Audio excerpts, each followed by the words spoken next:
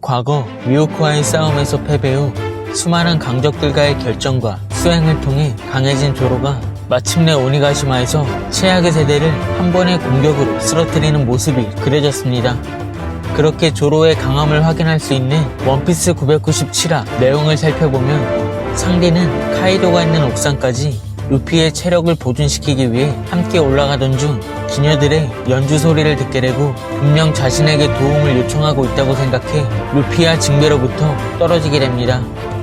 그렇게 상대는 연주가 흘러나오는 방에 도착해 문을 부수며 들어가자 일순간 덫에 걸리게 되고 그 순간 블랙마리아의 부하들이 상대를 공격하며 밧줄로 포박하는 데 성공합니다.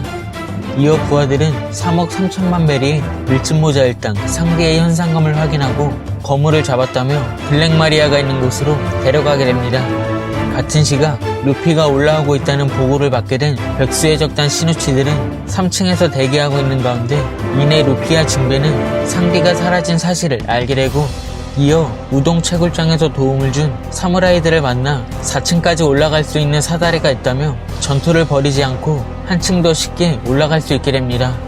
이어 여전히 아프가 지닌 항체를 빼앗기 위해 아수라장이 된 라이브 플로어에선 빅맘이 난동을 부리지 않고 카이도가 있는 옥상으로 향했다며 모두가 안심하는 상황 속 조로는 카이도가 있는 옥상을 바라보며 더 이상 시간을 지체해선 안 될 것 같자 일순간 최악의 세대 아프를 한 방에 베어버리는 데 성공합니다.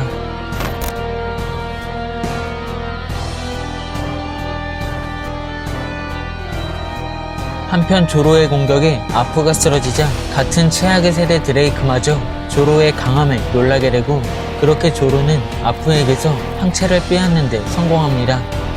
한편 아프가 쓰러져 버린 모습을 확인한 킨이 다시 한번 익사이트탄을 발사하려고 조준하는 순간 조로의 강력한 검기가 킨에게 향하며 자신의 굳은 결심을 보여줍니다.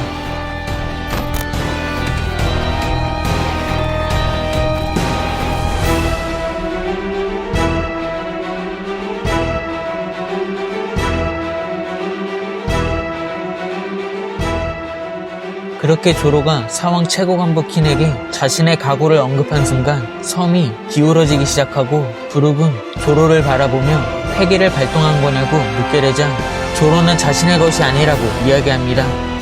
이어 조로와 로비는 천장에서 떨어진 팔을 목격하게 되고 그 팔이 키코의 것임을 알아차리자 조로는 출발이 늦었다며 어떻게 옥상까지 올라갈지 고민하는 가운데 이내 불사조 마르코가 등장해 주력인 너희들이 왜 여기서 애를 태우고 있는 거냐며 뭔가 도와줄 수 있는 일이 있을까라고 이야기합니다. 같은 시각 오니가시마에 있는 모두가 계속해 섬이 흔들리고 있는 상황을 피부로 느끼게 되고 이내 토비로프로부터 도망친 야마토는 모모노스케의 목숨이 우선이라며 배를 타고 섬을 떠나려 합니다. 하지만 항구에는 단 한 척의 배도 남아있지 않다는 것을 목격한 야마토는 다시 어디론가 이동하려는 가운데 모모노스케가 계속해 섬이 흔들리는 이유에 대해 물어보자 야마토는 현재 카이도가 오니가시마를 꽃의 도시로 옮기려 한다는 충격적인 이야기를 언급합니다. 마지막으로 키네몬 일행을 전부 쓰러뜨린 것 같은 모습이 비춰진 카이도가 마침내 오니가시마를 공중으로 띄우게 되고 이어 해적들이 바라는 꿈의 세계가 시작된다는 이야기와 함께 이번 원피스 997화가 끝이 납니다. 이번 화를 통해 조로는 같은 급의 최악의 세대마저 한방에 잠재울 수 있는 강력한 전투 능력을 지녔다는 것과 선장 루피와 같은 카이도를 상대해 쓰러뜨리려는 굳은 결심과 각오도 알 수 있었습니다.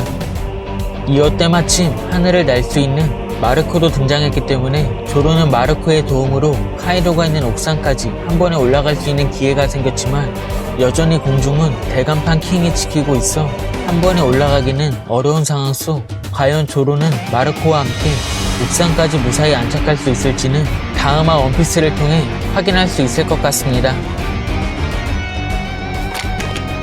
이번 영상은 여기까지입니다. 시청해주셔서 감사합니다.